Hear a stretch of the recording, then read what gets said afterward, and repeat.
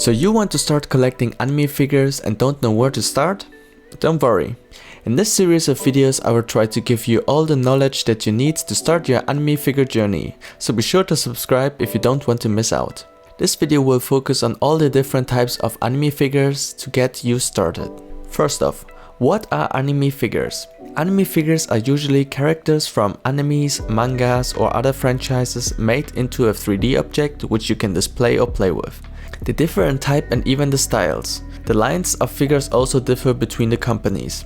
These days most figures are made from PVC or resin. Types of figures.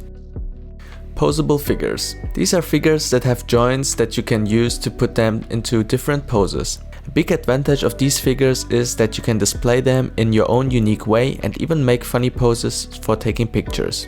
I guess you could also play with them. And furthermore, they are cheap compared to scale figures. The biggest disadvantage to them is that they aren't on a specific scale and also have joints. Some love them, many others hate them, me included if you're honest here. Joints can look pretty good, especially on figures that are more mecha-like cyborgs or robots, but they look ugly on most other figures in my opinion. Next, we need to divide this into their two most popular categories. First up are the NENDOROIDS. NENDOROIDS are created by Good Smile Company and are small deformed figures with large heads and small bodies. These chibi figures usually come with a variety of extras like different faceplates, arms, accessories and so on. There's also the option to buy more accessories for them like suits, dresses and more. With more than 1000 NENDOROIDS, the chances are high that you will find your favorite character between them. You can even switch out some parts between different NENDOROIDS to create your own custom NENDOROID if you really want to do so. If you choose to start collecting NENDOROIDs, then be warned that you will have a lot of small parts that you should store and sort. NENDOROIDs are also one of the cheapest options, which are perfect, especially if you're just starting. NENDOROIDs in 2022, depending on the character and number of extras, start around 5000 yen, but can go up to 8000 yen or more for ones with more accessories.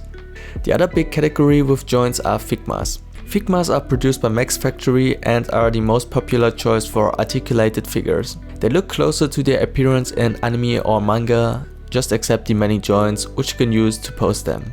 FIGMAS also come with lots of different accessories.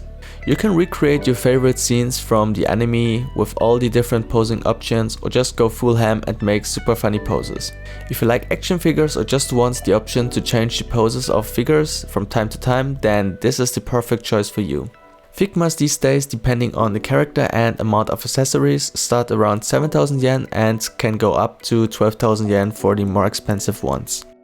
Next up is the category that probably most collectors these days are getting into. Figures that are fixed in specially designed poses. This makes up for the biggest part of anime figures. First up, you have the choice between scale figures or non-scales. Scale means that it is the actual size of the character shrunken down to a specific scale. For example, a 1 meter tall character on a 1/10 scale would be 10 centimeters tall. You have a wide variety of characters, outfits, styles and companies to choose from here. Although some characters get the special treatment of having an army of figures made, while others will never even see a figure made of them at all.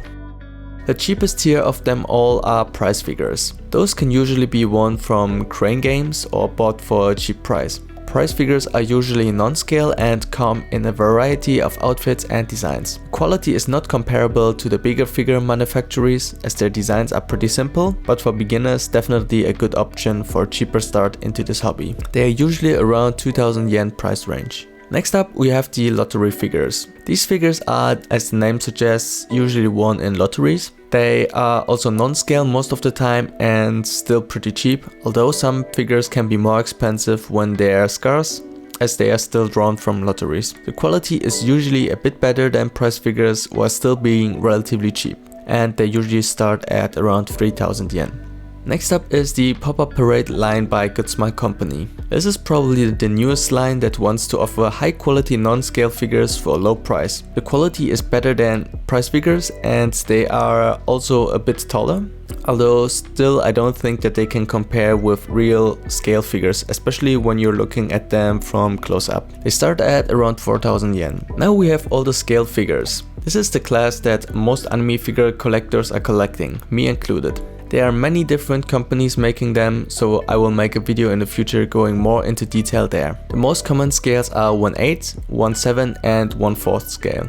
Depending on the character and company, the quality can vary a lot. Kotobukiya and Goodsmart Company are good companies to start with, as they offer relatively good quality for a good price, especially Kotobukiya.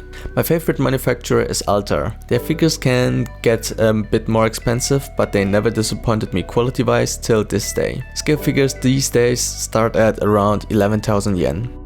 We also have cast-off scales, which are usually 18+ figures where you can remove clothing pieces and display them naked. Because of that feature, they are often more expensive as the pieces are harder to make. The next and final class are resin statues.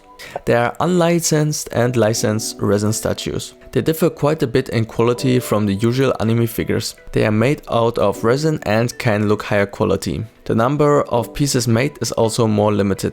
The biggest problem is that they are brittle and heavy, so shipping costs can be high and the probability of the statue breaking during transit is also highly likely. Nonetheless, they usually have impressive looking bases and often have characters that don't get made into scales very often, because they aren't as popular. The unlicensed ones usually start from a few $100s and can go up to several $1,000s for licensed ones.